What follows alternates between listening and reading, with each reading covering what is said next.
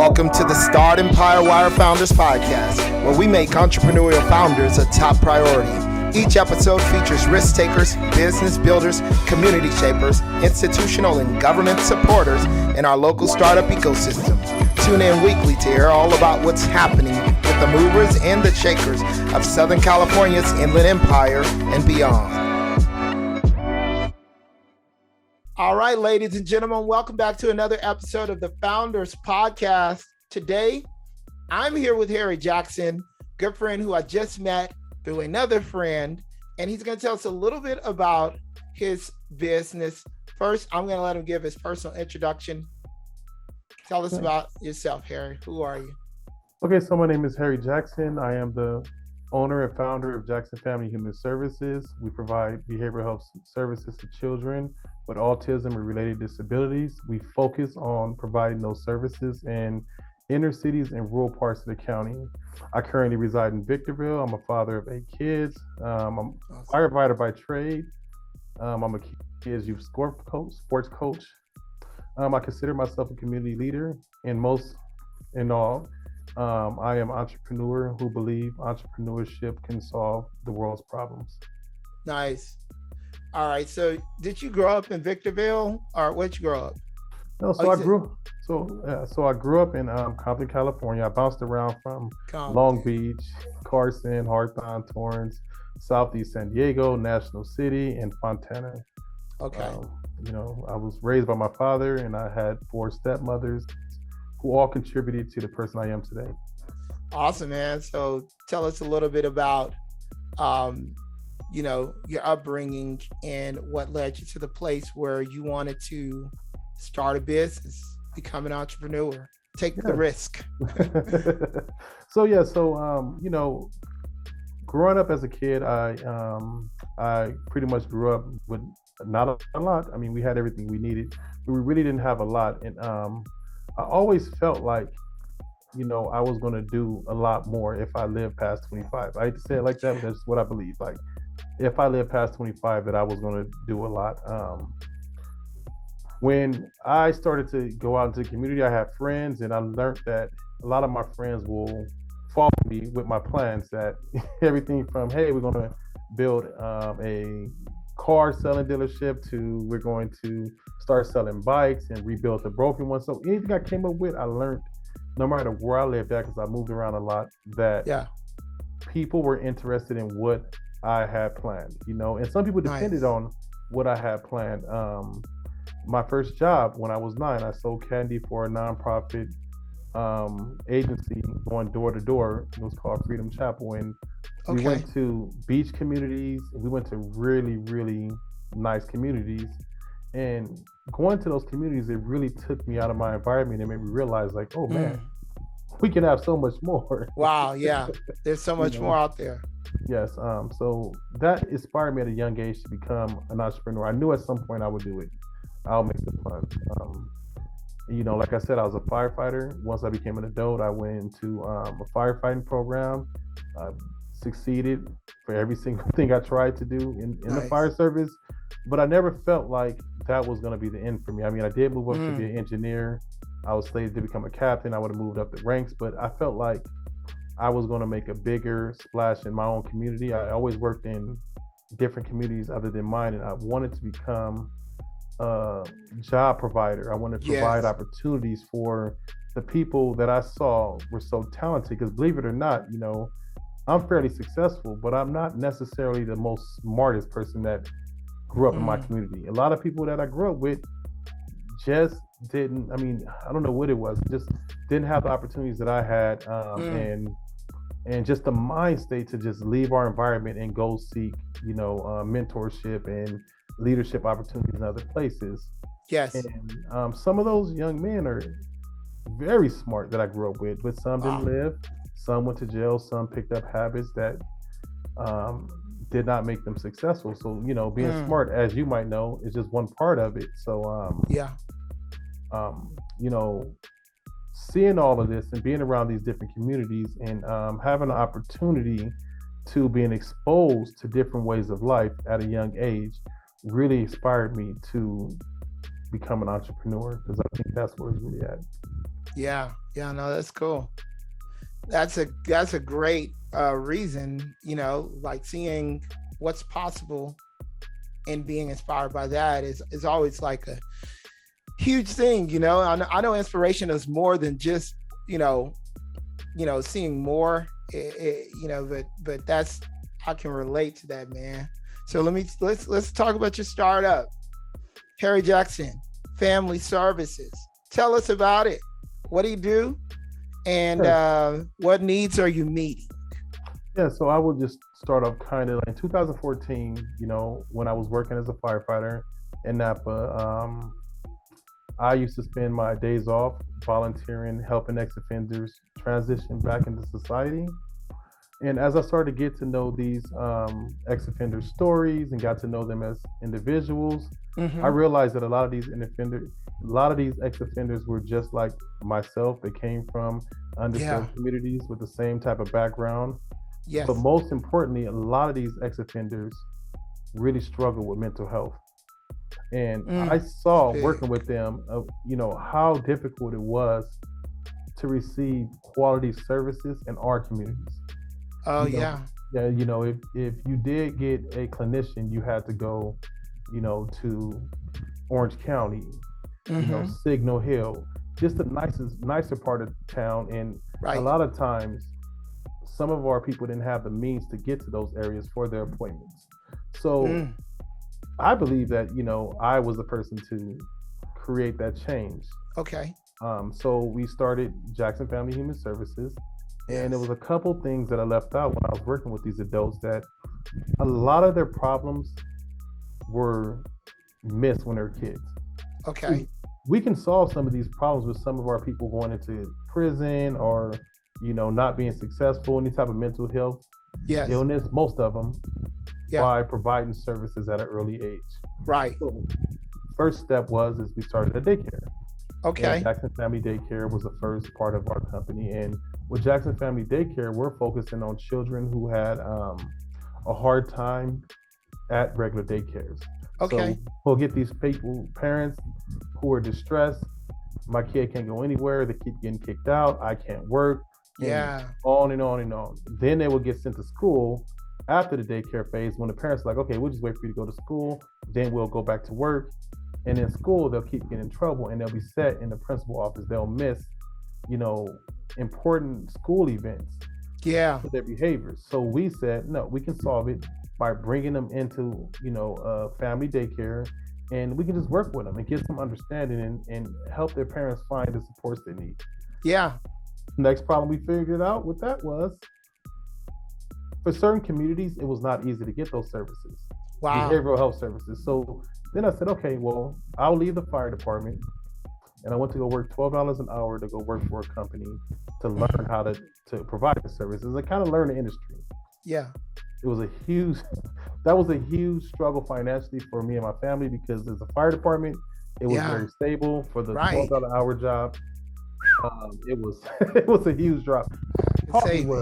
Oh yes, but it taught me something. It taught me how to work with people who might not be as motivated as everyone else, right? In the fire department, if they told us to build a bridge, I don't know how we figure it out, but we figure it out, right? Everybody was motivated. Everybody's motivated. In other industries, everyone's not on that same accord, So leadership becomes that much more important, right? Right. So, and that's just with almost any industry, So, working in this field, I learned that, a lot about training, resources, why these services are not in these communities. And it's not as easy as, originally I thought it was. Oh, really? Okay.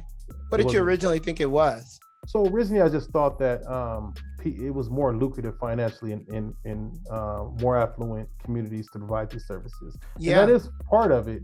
That's part of it. There's some other issues. Like, for one, people who create these companies typically live in these other communities.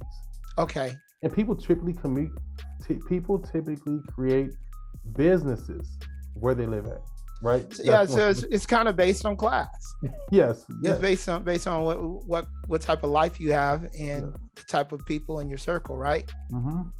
Okay. Yes. So the next thing is, in our communities where I come from, it's probably a lot harder for someone who doesn't come from that community to understand the people in that community. True. That's right? So true. Yeah. So now you're telling them to work with their children and understand what is the difference between social norms and just a disability. Okay. Right? Right. Because, and what have we taught our kids that other communities might deem as something's wrong with this kid? Well, realistically, it's the opposite. They're doing the right thing. It's a social norm. It's a social norm, right? So I set out to go even deeper than just the daycare and learn this huge industry, autism services, and learning how can this apply to our community. Yeah. ABA services is what, to be more exact. And I believe that we can change our communities if we work with the children and provide them the tools they need to be successful in school, in home, in church, and in the community itself, right? Yeah. So over the last 2019, we released our ABA department, and then COVID happened. Yeah. I didn't predict that one, right? I didn't predict that. Nobody did, man. No one did. It's crazy. But it's a blessing in disguise, I will tell you. It really taught me that when you are in charge, you need to make a decision and just see the decision through. And be quick to make a decision, because everyone, you hear people that be quick. That's part about it. It's not thinking, then make a decision. It's like quick to make a decision. Yes, you need to make that decision, and and come up with a process for decision making. Like I came up with a refined process for making decisions during COVID, because that's great. Laws were changing every week. People were getting sick, and and originally it was panic, but I was just thinking, like, there's no way we can survive like this. No, you can't live like that always. Yeah. So I hired a nurse. I brought a nurse in the house, and everyone thought it was, why are you paying so much for nurse? Because for me to be able to sleep at nighttime, someone needs to be able to give me the actual numbers on what's really going to help decrease people getting sick to work. Do we go out of business? Do we just close down and say we're going to do it next year? That's probably not realistic. When COVID happened, did you guys have to close down? No, I did not close down. Let me back up. Okay. I closed down our clinics. I went to do in-home sessions. Okay. So it's, and we just adjust decreased our capacity, right? Yeah, I know. We decreased our capacity. We came up with some really, really strict policies early on as far as people coming in contact with each other, all the way down to almost like, if the office was open, only one person could be in this whole office, and it's 4,000 square feet. So you can just imagine. It's crazy. Right? Well, I mean, but like people are just now getting back from remote work, like people are kind of putting their foot down and saying, okay, now you got to come into the office. But it's been like 2.5 years, and it's just people just getting back to work now. So there was some unique challenges during COVID, and it's all for the greater good, because I truly believe that we're not all the way out of the pandemic, no matter what anyone says. I believe we're still somewhat in a pandemic, because there's new things that come up, new sicknesses, and now these sicknesses are affecting our children. Before COVID was just mostly adults. The new ones, our kids are starting to get sick, and you just think you can't live in fear all the time. No, like the world's got to go on. The world has to go on, and our population that I'm serving really need these services.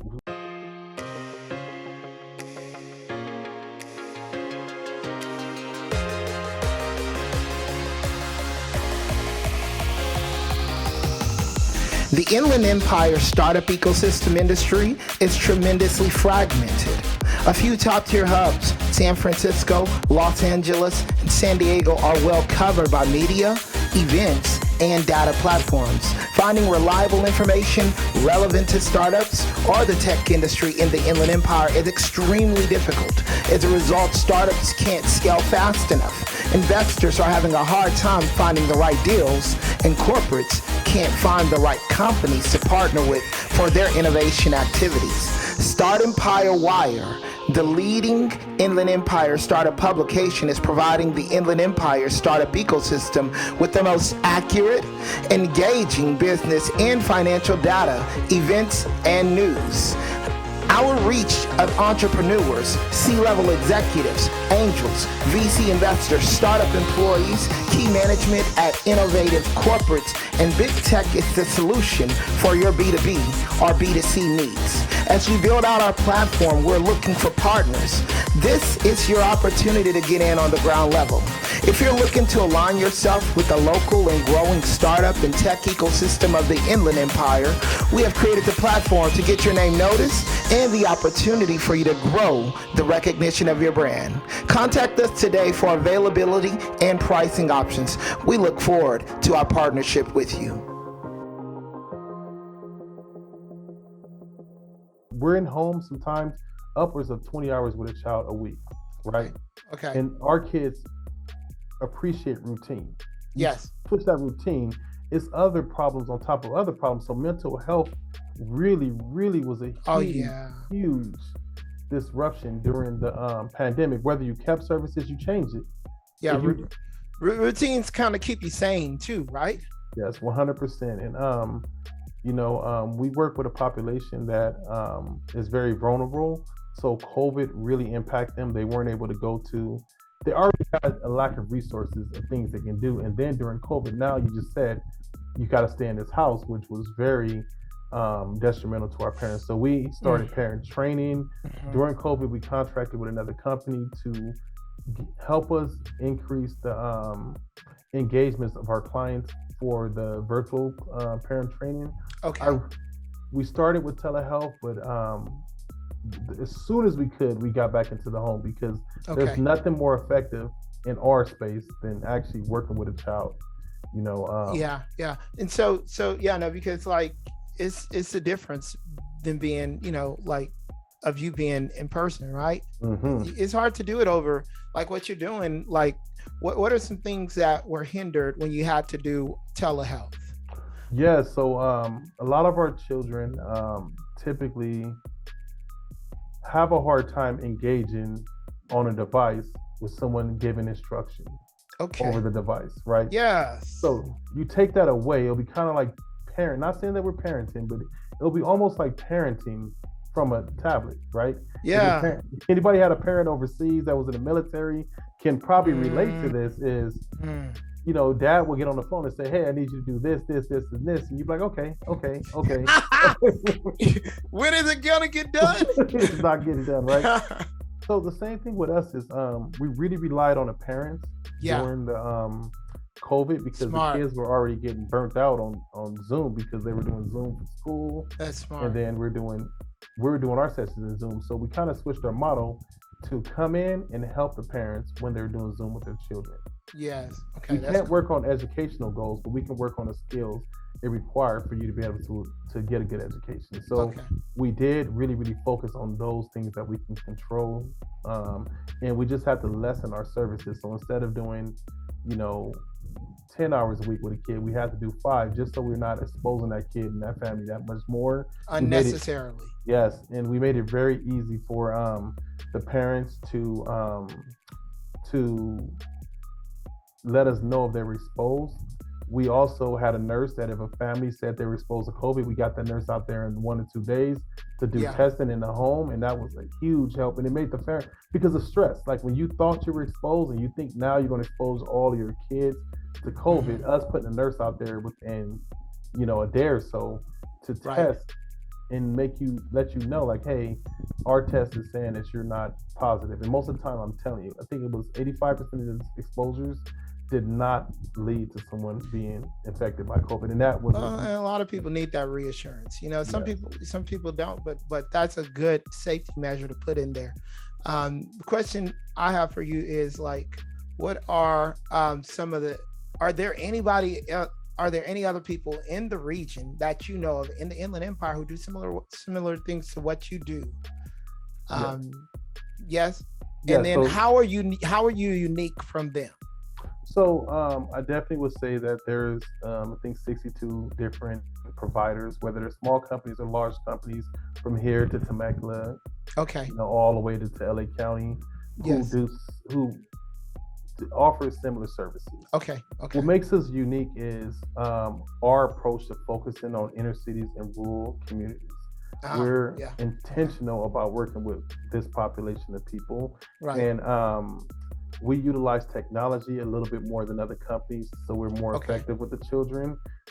We really focus on the parent experience when they're bringing their child to us, and then we go above and beyond when it comes to creating a environment for the children to learn and gain the skills needed to be successful. Okay, awesome. All right, so tell us, are there any growing pains? Tell us about your growing pains. Oh yeah. So you did take us through a little bit of the timeline. I don't know if you completed. Did you complete your timeline of like the different stages you've gone through? No, actually, I did not complete the timeline. So let's just say, tell us get us up to where you're at today. Okay, so right now, we'll say that we're, just to give you kind of idea of the scale of company we are. We service just over 100 clients. We have about 50 team members, 50 plus, and then these numbers not 100%. Okay. One way or the other, but I mean it's 50 plus. Again, it's over 50 people working with us in any capacity. We currently work with different departments. We offer daycare services, limited due to COVID. We offer ABA services, and we just in October launched our adult community integration training program, where we're working with adults with disabilities in the high desert area.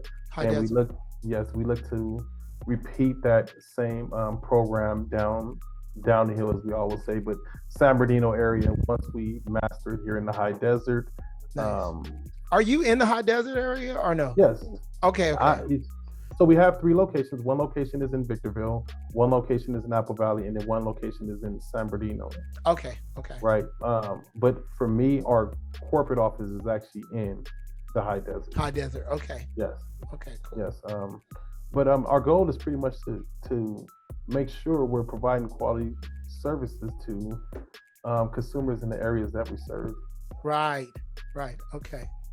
All right. So take us through some growing pains. Oh man, so many of them. Yes, and I definitely would tell anyone who wants to become an entrepreneur, definitely be willing to fail, because every single thing does not always go your way. So you have to be willing to fail. Okay. And understand there's a difference between you failing and being a failure. A failure, you definitely just gave up and didn't keep going. You're going to have things that don't work out. You're going to have people you work with that you think, man, this person is amazing. They sit through the interview and they're an awesome team member. They're for the cause. They're for the people. And then when they come, they might not be as driven as you would want someone to be. Right. Okay. Growing pains outside of COVID, because I would spend hours talking about the growing pains during COVID. Yeah. Right. Some of our growing pains was, I basically last November, I did a whole reset for the whole company. I looked at what was working. Yes, I moved it. Had to make some hard decisions to move away from some people. That's that's good. It's always hard, probably, but it's growth. Yeah, it's hard, but it's and once again, I always would say, anytime I have to move away from someone is a failure on my behalf and the other person's behalf, but more so my behalf, because maybe my choosing process was not as good as I thought it was. Right. No one's perfect, but at the end of the day, if you have to remove people, it is not a good feeling. It's not a good feeling for anyone. So, it's like firing people or partners. Okay. Firing people, and things of that nature, or just restructuring the company. But at the end of the day, I am driven to make sure that this community receives the best possible product that they can possibly receive in this space. So, people have been the biggest barrier. During COVID, it was hard to get people to work. Oh, I heard. I heard because of the stimulus checks and stuff like that. Oh, yes. So the unemployment office, I felt, didn't do us much favor. Oh, EDD. Yes. And I've had people, tell me that they or on unemployment, they prefer not to work, but they had to do an interview because it's required of them, right? Yeah. That was a hard pill to swallow. But Yeah. once I really went back and reassessed, because at least once a month I come back and say, okay, what went right, what went wrong? Yes. I realized that was the best thing for me, because all those people who didn't want to work were not passionate about working with these children. That's good. Well, I mean, Right. look at what Elon Musk just did. I mean, a lot of people don't like him right now, and they think he's real controversial, but he actually kind of went into startup mode again, because he's launched several startups successfully, and he basically gave people two choices. Either you work hardcore beyond the hours that you normally work, or because they're all on salary, making $200,000 to $300,000 a year, all Twitter employees, but he said you either do that or don't come back working here, and I'll give you 2 months pay and 1 month severance. I'm like, wow, so the people who chose to quit, they got 3 months worth of extra pay, but like I think he lost like 3,000 employees or something like that. And you know what? I would take my hat off to him, because your mission has to be uncompromisable. If you are in charge, you cannot compromise your mission for no one. Come on, man. You got to speak to that. No, I would tell you that, Yeah. It's in all companies, you're going to have people who, for me, I believe in paying people competitive wages, right? Like, Yes. I think it should be mutually beneficial. You come work here, you should make enough money to support your family, right? Yeah, absolutely. But the problem with that, sometimes it does the opposite of what I thought it would do. It makes people who necessarily might not be meant for the job take the job. Right? Oh, yeah. Right? And I, for myself, do not believe in work rest ratio. I don't believe it. I just, me for myself. Right. I believe there's work and there's consequences. And where you want to be at in life, you have to decide which your values stand. I like that perspective. I've never really heard it articulated that way, but that's I like that. But it just boils down to that. It's so clear to me personally. Yeah. Well, I mean, and like, a lot of people don't see themselves as like offering their services, because even if I was an employee, which I have been before, I see myself, it's like, okay, I'm a business still, you know what I mean? And I'm just offering my services to this company that I'm an employee of. So I need to do my best. And you take more ownership that way, in my opinion, you take more ownership of your work, and your output. And people here would definitely know that there's nothing that I will ask someone to do that I won't do myself. That you wouldn't do yourself. Yes. I wouldn't. Last year around November, how I came to terms that I needed to change a bunch of things is I went out to the lowest level position we had, starting level, and I went out and worked in the community, and I realized some things we were doing wrong as a company. That's awesome. All the way to the top, it was cultural issues. It was different issues that we solved since then. Yeah. And we went from a 50% retention to an 86% retention over a quarter, which just by implementing those changes. But I take my hat off to the people who do work here, because working with a child who's on the spectrum or has some type of disability or has a behavioral issue is not the most, it's not the easiest job. Not the easiest. You have to have an internal reason why you're doing it. So we changed our focus to just hiring people who are focused on making a difference in the child's life. So they're more mission driven instead of. They have to be mission driven. Yeah. You have to be mission. I cannot give you your reason to work here. It is clear. If you're not focused on making a difference in the child's life, this is not the space you should work in for any company doing what I'm doing. But for us, especially, if you're not comfortable going into the inner city, this is not the place to work. If you're not comfortable going into a rural part of the county, this is not the place to work, because all children deserve a chance to prosper, regardless of their economic status, right? Yep. And when you think about it, people who are mission driven are normally not going to have to ask what they do. They wholehearted. Like, I'm wholeheartedly into this because it's my mission. And that's the type of people you want to have. Those are people who will work without pay. Now that's awesome. Yes, and I will tell you, and I just, I don't want to be dead horse to death, but I will tell you this. in our organization right now, we have some dedicated staff who really want to make a difference. That's awesome in a child's life. And I'm telling you, that's every founder's dream too. Yeah. Hey, how do we get the 80%? Over the last year, I had started doing the hiring myself. Wow. I said, because, going up the chain, all the way seeing, okay, where can I make the most impact and what I need to change? I went over hiring. Because what it boiled down to is everyone who started with the company, who had a transparent conversation during an interview, stayed with the company. And I made it so clear to them, this is what because some people might want to make a difference in a child's life, but this might not be the way for them. This right here is, I will say, I hate to say it like this, but it's hardcore. You're really making a difference. So making a difference is not fun. It's not easy. It is stressful. It's going to take thought. Yeah. It's the missionary versus the mercenary. Yes. See, because the missionary is going to go until their death. They don't care. They're wholeheartedly in it. It's their mission. The mercenary will exit stage left if the pay is not good enough. And they certainly want to preserve their life. So, that's awesome.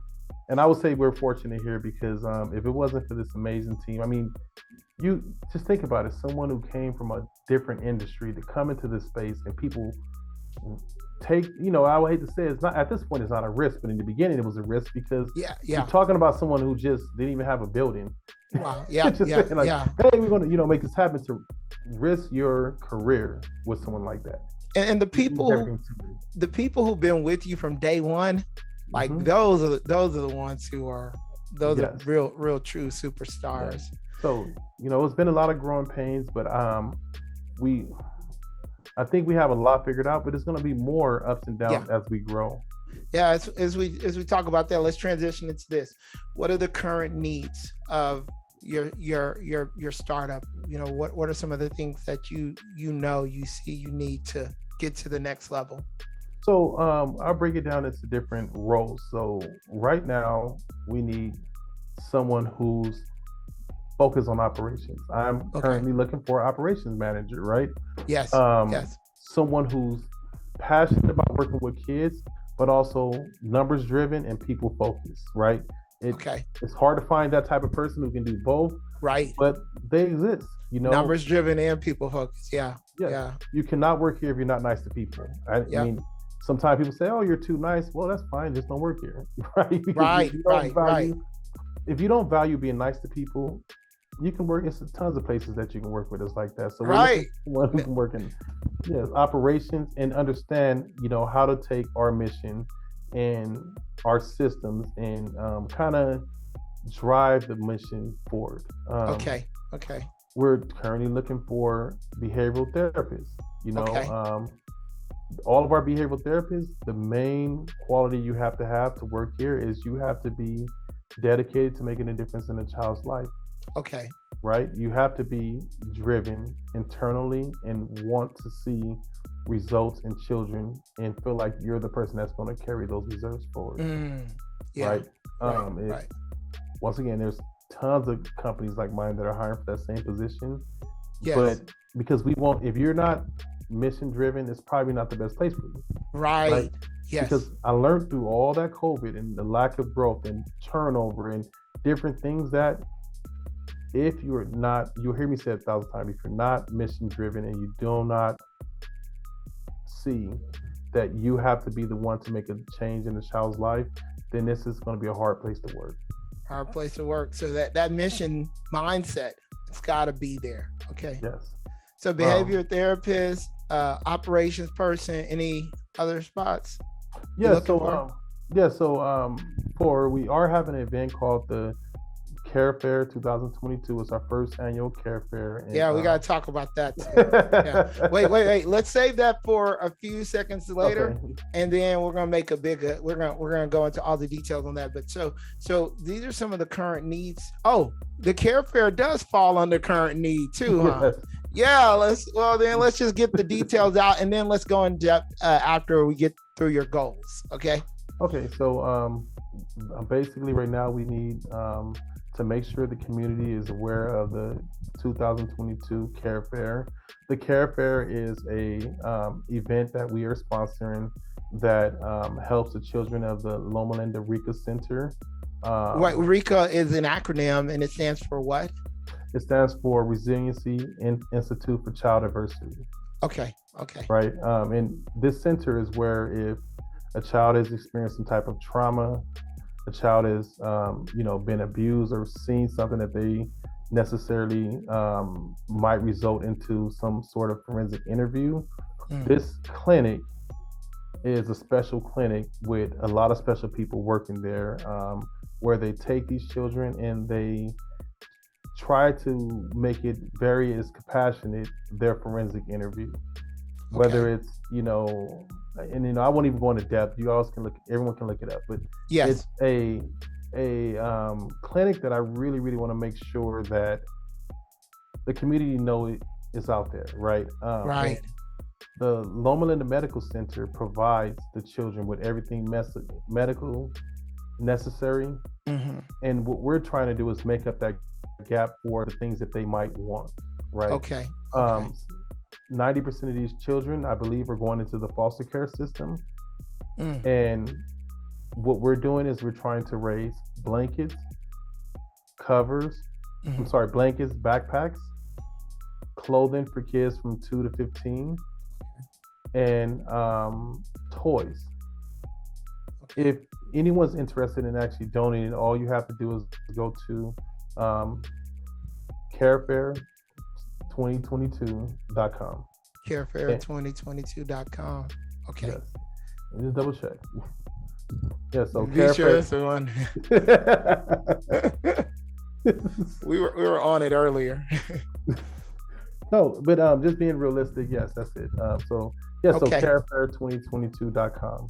And when you go on there, it's a lot of information about how you can donate. We have drop-off locations with most of our partners where you can go to their business and drop off toys, clothes, or you can just bring the toys or clothes to the actual event.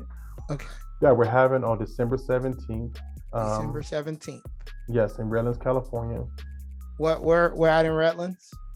So this is going to be. Sorry, 1 second. Oh, okay. So it's going to be December 17th at 10 a.m. to 2 p.m. Okay. At the Redlands Community Center. Redlands Community Center. Yes, Redlands Community Center. And the address is 111 West Lagonia Avenue, Redlands, California, 92374. Okay. Okay, let's come back to that. We're going to come back to that and touch it again before the end of the interview. But tell us right now a little bit about your current goals for your company within the next 2 months. So just give us 2 goals for the next 2 months. So over the next 2 months, our goal is to, first off, month 1, we want to finish the year off strong, make sure that we support all the kids with the transition from Christmas break. They go from being in school every day to being at home. So we're, as a company, we're hosting, winter camps is what we're calling them for our clients. And our goal is to make sure that, our children have somewhere to go during the time that they're not at school. So we have, our clinics that are readily available for our clients to go there and receive services during the hours in which they probably would have went to school.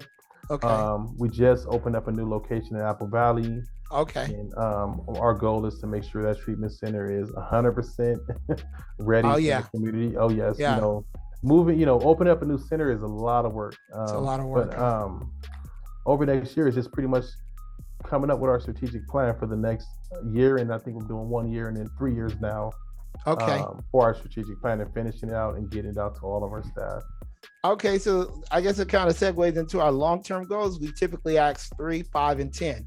So tell us 3 years, where do you plan on being? 5 years and 10. Okay, so in 3 years, we'll plan on being in 2 states. I think 7 counties is where we want to be in 3 years, right? What 2 states?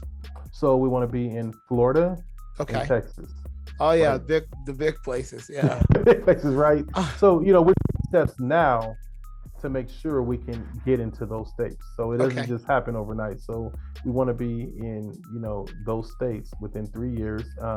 We also want to work with school contracts and work with children in the school setting.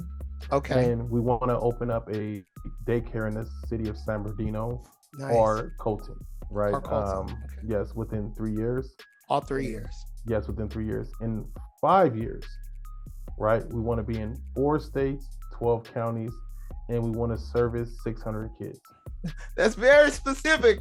You were prepared. I'm working on a strategic plan on this is what I want to do. Yeah. And Okay. people Cool. don't know. And I write the steps on how to get there. And I have very smart people look at that and say, Oh, that's awesome. unrealistic. That's unrealistic. But you have people who would love to shoot your plan down. See, I believe. I love it.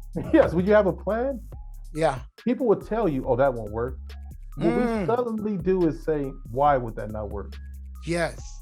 You can create a whole business plan based off of why something wouldn't work, because all you have to do is Why? fill in the Why? gaps. Why? Why? They'll say, well, they give you free information. They'll say, Yeah, well, that's because that's of good. this, and this. And that's how you can craft a whole business. So for me, it's Genius, man. That is genius. right. You need to set your dreams so high that everyone looks at you like you're crazy, right? I love it. Right. Okay. So 10 years. Yeah, 10. What about 10? So 10 years, we would really like to be in at least 12 states, right? We want to service daycares. We want to service adult residential facilities. We want to service, adult residential facilities, adult day programs, Okay. ABA services, speech services, and we want to do nonprofit agency where we take, by this time, we'll take people who were formerly incarcerated, and we will make a program to where they can work with children who are at risk of becoming incarcerated. Oh, wow. Because we Nice. forget about these people who are very talented, but they made mistakes. But somewhere around that 40-year mark, if they make it to 40, they're typically looking back like, man, what can I do? And we want to give Yes. them, this is how you get back, because everyone wants to work in their own community. Believe that or Yep. not, Yep. right? People want to make difference in their community. It's just sometimes the people that are in the position to make a difference don't come from those communities. Yeah, and like you were saying earlier, there's a gap of or a vacuum of leadership in the community sometimes. Yes. So 10 years, that's what I like to be is we will have a multi-department, multi-state corporation that is servicing, at least 1,000 kids. Very awesome. Awesome. Right. All right. So where can people find information about you online? How can they connect with you? How can they connect with your company? And then tell us finally at the end all about the event again. Okay. Good question. So if anyone's interested in connecting with our company, you can go to jacksonfamilyhumanservices.com. That is our primary way to contact. On that website, there is a box where you can communicate with us. We also have Jackson Family Human Services on Facebook. So if you go to Facebook and type in Jackson Family Human Services, you can connect with us there. You can go on Instagram and type in Jackson Family Human Services also. Awesome. And we're on Facebook, but our primary contact is going to be on our website. Okay. And the domain again is jacksonfamilyhumanservices.com. Yes. Yes, sir. Do you also own jfhs.com? No, I don't own jfhs.com. Our email address is yes. What is your email? So my email address is hjackson@jfhsfamily.com. .org. .org. Yes. Awesome. Okay. Man, I appreciate you for coming on, Harry. Oh, tell us again about the drive that's coming up on the 17th. So once again, I want to make sure everyone in the community know that we're having what we call our first annual care fair, and the beneficiary is the Loma Linda Rica Clinic. We're doing all this for the children that are going into their clinic. The event will be on December 17th, and it will be in the city of Redlands at the Redlands Community Center. and we will be giving out that day. We'll pass out gifts to community members that show up. The fire department will be the primary person passing out the gifts. We will have a Santa Claus there to also take pictures, so we can have someone take pictures with Santa Claus, and any kid that comes in will receive a gift, and they'll receive a picture with Santa Claus. And we also have hot chocolate and cookies, and then we're going to have some community members, giving out speeches, and tons of partners, at least 20 of them, which are other companies that are going to give out resources and kind of give information on what's going on in the community. So once again, it's going to be the 2022 Care Fair. You can check us out at carefair 2022.com. Yes. So it's going to be carefair2022.com. So that's carefair2022.com. Click on that website and you can find out all the information about the Care Fair. Yeah. And you can donate, guys. So check out the website carefair2022.com, and you can connect with Harry at the event as well. Once again, like, it's just another opportunity to benefit this community, this center, which I didn't even know existed. I had no idea this center existed until we met and you told me about this. But this is a worthy cause, tax deductible. Yes. Tax deductible as well. Look at that. So, and lots of partners going to be on this thing. So, ladies and gentlemen, you need to connect with Harry, check out the Care Fair 2022. Other than that, Harry, is there any other final word that you want to give to our audience? Yes. First off, I want to really thank you for bringing me onto your show.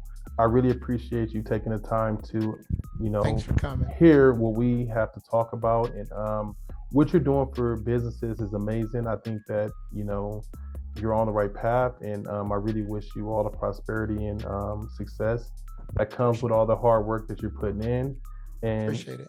For anyone who's looking to make a difference in a child's life, feel free, to connect with us and look into the services that we're providing, which are autism services.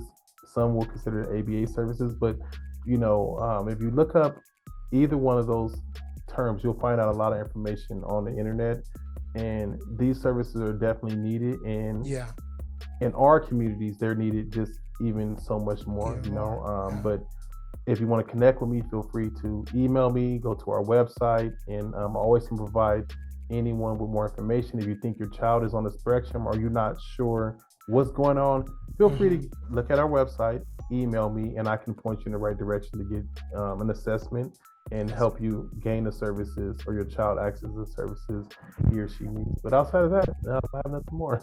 Awesome. All right, ladies and gentlemen, get in touch with Harry. And thank you for tuning in to the Founders Podcast. Remember, we publish these podcasts twice per week, once on Tuesday, once on Thursday. You can catch any one of those at any time you want on our YouTube channel or on any major podcast platform. So we're on Spotify, Apple, iTunes, Google, all of the above. You can listen to it, watch it, whatever you want to do. If you're listening to or watching it right now, go ahead and click the like bell, subscribe to the channel if you're not subscribed, and share this out with 2 or 3 friends. Once again, thank you for watching the Founders Podcast. We will talk to you guys later. Peace.